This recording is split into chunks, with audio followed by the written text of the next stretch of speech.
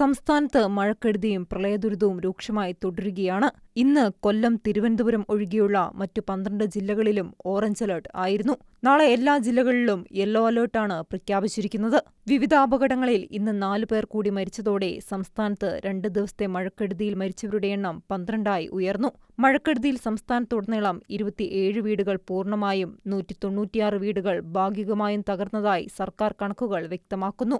നിലവിൽ പ്രവർത്തിക്കുന്ന 209 ദുരിതാശ്വാസ ക്യാമ്പുകളിലായി 5792 പേരെയാണ് മാറ്റിപ്പാർപ്പിച്ചിരിക്കുന്നത്. കണ്ണൂർ കൂത്തുപറമ്പിൽ തോട്ടിൻകരയിൽ മരിച്ച നിലയിൽ കണ്ടെത്തിയ കൈത്തേരി ഇടത്തിൽ രാരിഷ് കാപ്പാട് വെള്ളക്കെട്ടിൽ വീണ് ചികിത്സയിലിരിക്കെ മരിച്ച 2 വയസ്സുകാരൻ മാസിൻ, തിരുവനന്തപുരത്തുനിന്നും കാണാതായി മൃതദേഹം കണ്ടെത്തിയ മത്സ്യത്തൊഴിലാളികളായ ഫ്രീമോൻ, ആന്റണി എന്നിവരാണ് ഇന്ന് മരണപ്പെട്ടത്. കൊല്ലം, കണ്ണൂർ, തിരുവനന്തപുരം എന്നിവിടങ്ങളിൽ കടലിൽ കാണാതായ 6 പേർക്കായി തിരച്ചിൽ തുടരുകയാണ്. കനത്ത മഴയിൽ പത്തനംതിട്ട റാന്നിയിൽ വെള്ളം ഇറങ്ങിയെങ്കിലും ആറന്മുളയും അപ്പർ കുട്ടനാടും ഇപ്പോഴും വെള്ളക്കെട്ടിൽ തന്നെയാണ്. മഴയുമായി ബന്ധപ്പെട്ട വിവിധ അപകടങ്ങളിൽ പരിക്കേറ്റ 13 പേർ നിലവിൽ സംസ്ഥാനത്തെ വിവിധ ആശുപത്രികളിൽ ചികിത്സയിലുണ്ട്.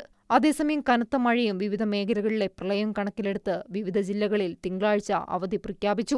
പത്തനംതിട്ട, കണ്ണൂർ, കോഴിക്കോട്, കാസർഗോഡ്, കോട്ടയം, മലപ്പുറം, തൃശൂർ, ഇടുക്കി, വയനാട് ജില്ലകളിലെ പ്രൊഫഷണൽ കോളേജുകൾ ഉൾപ്പെടെയുള്ള വിദ്യാഭ്യാസ സ്ഥാപനങ്ങൾക്കാണ് നാളെ അവധി പ്രഖ്യാപിച്ചിരിക്കുന്നത്.